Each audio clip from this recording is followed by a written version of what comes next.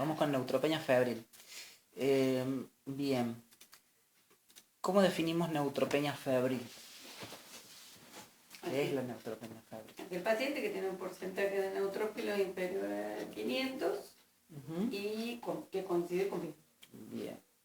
¿Necesariamente tiene que ser oncológico? No. Bien. No, es más, hay muchos virus que dan neutropenia febril. Perfecto. Y que inclusive pueden dar panceutopenia.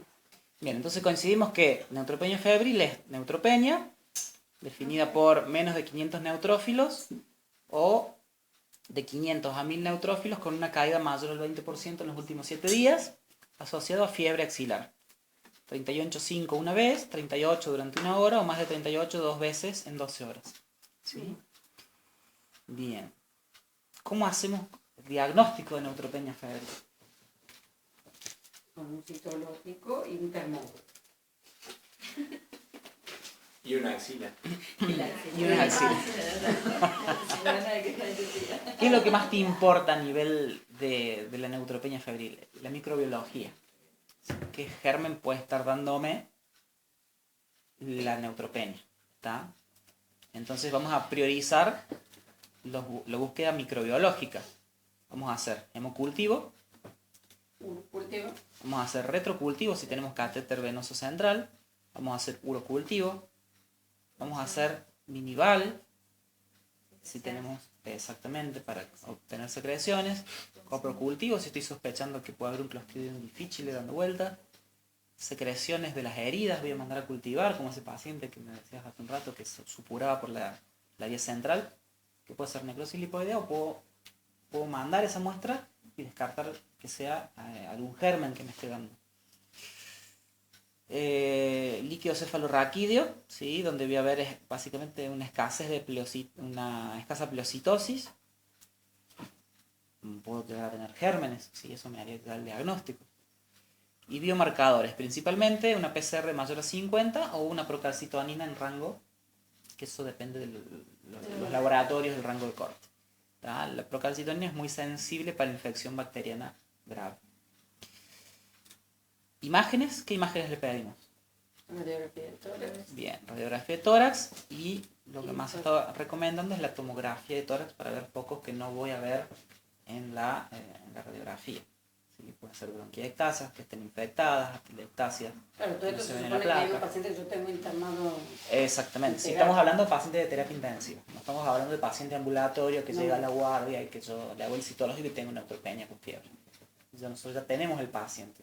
Normalmente en el ámbito de la terapia intensiva es un paciente que ya está internado, que generalmente tiene una patología oncológica en curso, que está haciendo una quimioterapia y que hace como complicación de su quimioterapia una neutropenia febril. ¿Sí?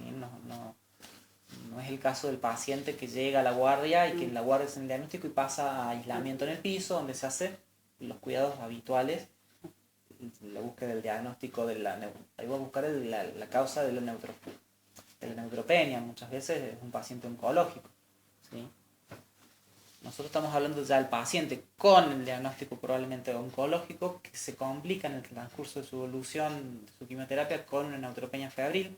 Normalmente estos pacientes a la terapia llegan con clínica de shock séptico, está en el contexto de su neutropenia febril y hay que aislarlo, hacerle todas las muestras para buscar la microbiología e iniciar en forma precoz los antibióticos o cambiar el esquema antibiótico. Depende mucho de la flora del local. ¿Sí? A eso vamos con la etiología. Tengo sitios frecuentes de infección como puede ser el gastrointestinal, ¿sí? Las tiflitis en los pacientes oncológicos, las infecciones respiratorias, la infección de piel a nivel de los sitios de inserción de catéteres, ¿sí? La tunelitis de los catéteres percutáneos, la infección del bolsillo, ¿sí? Todo eso pueden ser sitios de infección que me estén complicando el paciente con neutropenia febril. Las bacteriemias se presentan en un 20 a 30% de estos pacientes. Entonces es un momento, la neutropenia febril es el momento de tomar los cultivos.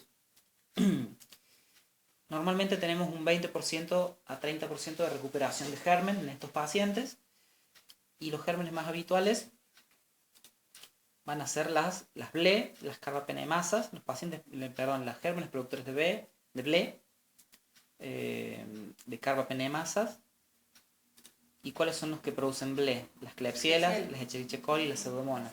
Sobre todo las klebsielas. Y carbapenemasas vamos a tener los enterococos vancomicinos resistentes, que son los más comunes, y los Staphylococcus aureus metiarum. Y si yo tengo una neutropenia que lleva más de 7 días y antibióticos, tengo que descartar cándida y aspergillus. ¿Sí? El aspergillus es un germen que se presenta más tardío que la cándida. Tengo que pedirle el galactomanano, el beta-D-glucano, ¿sí? Y tengo que, un antecedente muy importante en estos pacientes es ver si hay una obra en construcción cerca que son focos de contaminación con estos gérmenes. Pero ¿qué tengo que pedir yo desde el punto de vista del laboratorio para si sospecho aspergillus porque el paciente tiene una neutropenia, viene tratado con antibióticos ya más de 7 días, el galactomanano y el beta-D-glucano? ¿Qué es eso? Son marcadores, son productos que se desprenden de la estructura del aspergillus y que yo lo puedo detectar en sangre. Y yo con eso hago el diagnóstico. O sea, Y ¿lo aspergilosis. hacen en el hospital o lo mandan a la Se manda, lo está haciendo acá en Córdoba, lo está haciendo el hospital privado. Lo está haciendo el hospital privado, eso se manda a la muestra. Y generalmente son pacientes oncológicos. Sí, las neutropenias febriles que llegan a terapia intensiva normalmente son pacientes oncológicos.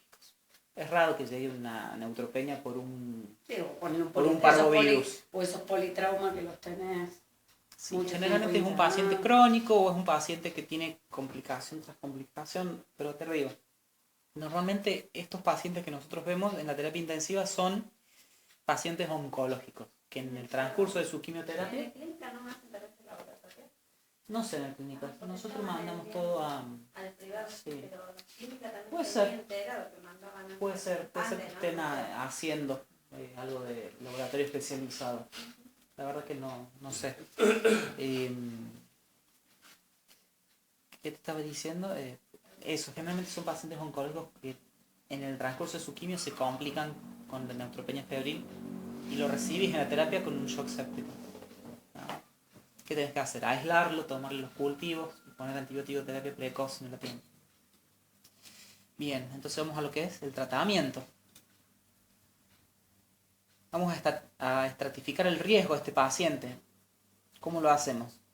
Con la PCR, si es mayor a 90, si tiene plaquetopenia menor a 50.000 plaquetas, si es una recaída, ¿sí? Son cuadros mucho más severos, si hay hipotensión y shock, ¿sí? Un paciente que tiene fallo de órgano, ¿sí? Y si tiene más de 7 días de fiebre y quimioterapia, te habla de que es un paciente de altísimo riesgo, ¿tá? Porque es un inmunosuprimido. ¿Qué debemos hacer? Tratar el shock, como cualquier shock, ¿sí? Nosotros ya sabemos y sospechamos que probablemente sea un shock séptico. Si el paciente tiene una diarrea, una tiflitis si tiene una diarrea por un Clostridium difficile, se puede asociar algo de hipovolemia junto con el shock séptico. Pero normalmente lo que predomina es la clínica de shock séptico. Y vamos a determinar la necesidad de UTI por fallo respiratorio, paciente que está con taquipnea, saturación menor a 92, necesidad de ventilación mecánica, la presencia de sepsis severa, que es hipotensión y taquicardia, es decir, fallo cardiovascular, el fallo neurológico, que lo vamos a definir por el Glasgow menor a 12, el fallo renal, que lo vamos a definir por una sobrecarga de volumen con oliguria y trastornos electrolíticos, ¿sí? Básicamente el fallo renal a nivel de laboratorio lo determino con la creatinina y la urea. Y el fallo hepático, que lo voy a determinar por la hipocoagulabilidad y la encefalopatía hepática. ¿Está bien? Eso me va a determinar que el tratamiento sea realizado en UTI, porque tengo un paciente con clínica de shock y con fallo múltiple de órganos. Bien. ¿Qué antibióticos voy a usar? Y bueno, normalmente podemos usar monoterapia, terapia combinada, son los dos esquemas. Si es monoterapia, piperacilina, tazobactam, picarcilina, que es menos fácil de conseguir, cefepime o carbapenem, ¿sí? Meropenem o imipenem. Piperatazo anda bastante bien y es una droga barata y que se consigue normalmente en todas las instituciones. Y las otras son... Se está usando, es la que más se está usando ahora, es piperacilina, tazobactam. ¿Y por qué seguimos con el mero?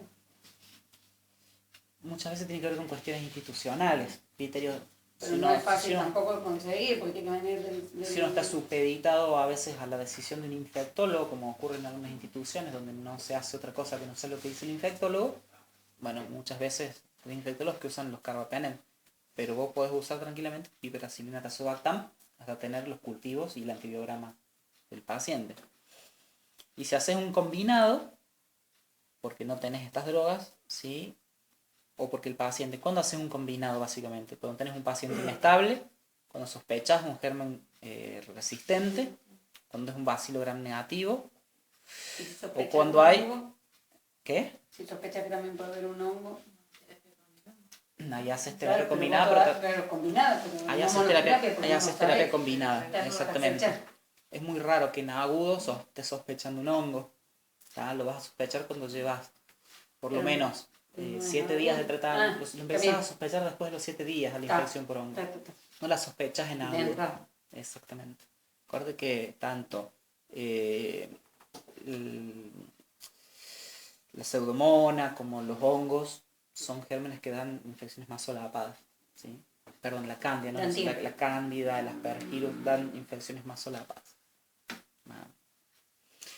Bien, ¿con qué haces la asociación entonces? Con un glucopéptido. ¿Tá? ¿Cuáles son las indicaciones? Si vos tenés un anaerobio, clindametronidazol. Si vos tenés pneumocystis carini, vas a usar Bactrim más un macrólido. Y si vos tenés un varicela zoster, le vas a agregar una aciclovir. Muchas veces tenés pacientes neutropénicos febriles con varicela. Entonces tenés que usar aciclovir. O tenés una... exactamente. Tenés mucositis. Entonces tenés que cubrir herpes, tenés que cubrir con aciclovir. Y con vancomicina. ¿Está? Si vos tenés mucositis bien manifiesta, que es una causa muchas veces de internación, junto con la neutropenia febril, tenés que cubrir los gérmenes de la boca. Bien, ¿qué conductas vas a mantener? Suspender a las 72 horas si no hay aislamiento de germen. Si el paciente está estable, no vas a modificar tu tratamiento, lo vas a mantener. Porque si el paciente está estable, significa que está respondiendo al antibiótico que vos le estás poniendo. Entonces lo mantienes. Aunque no tengas aislamiento de germen. Aunque no tengas aislamiento de germen, si tu paciente respondió desde el punto de vista clínico, mantienes el tratamiento. ¿Sí? Si no tenés respuesta, lo más probable es que tengas que escalar. ¿Por qué? Porque el paciente sigue febril o neutropénico, entonces tienes que escalar en la antibioticoterapia. ¿Está? Y lo otro que se hacen son los estimulantes de colonias, el filgastrin, por ejemplo. ¿Sí? Esos son los tratamientos que se utilizan en las neutropenias febriles. Hay otro. ¿Es un nombre comercial el que vos diste? Sí. Porque en la clínica